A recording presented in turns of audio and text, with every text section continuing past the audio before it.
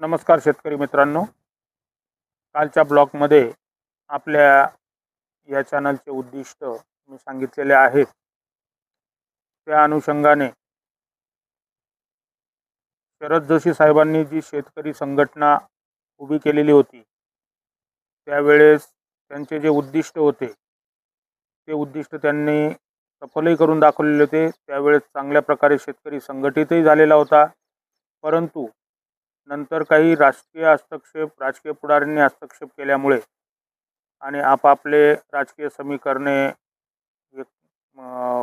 उद्दिष्ट साध्य करण्यासाठी त्या लोकांनी शेतकरी संघटनेत जी फूट पाडली, त्याच्यामुळे परत शेतकरी संघटना विखुरली गेली व शरद जोशी साहेब हतबल झाले।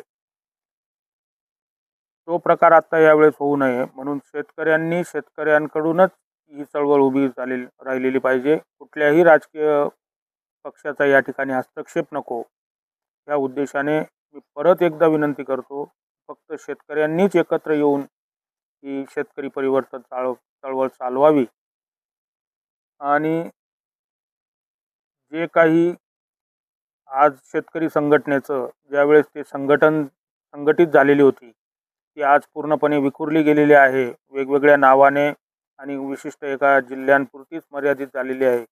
एखाद्या जिल्ह्यात जर शेतकरी संघटनेचा काही प्रॉब्लेम असेल, त्या ठिकाणी सगळे शेतकरी एकत्र येत नाहीत, त्या जिल्ह्यापुरते किंवा त्या तालुक्यापुरतेच मर्यादित राहतात।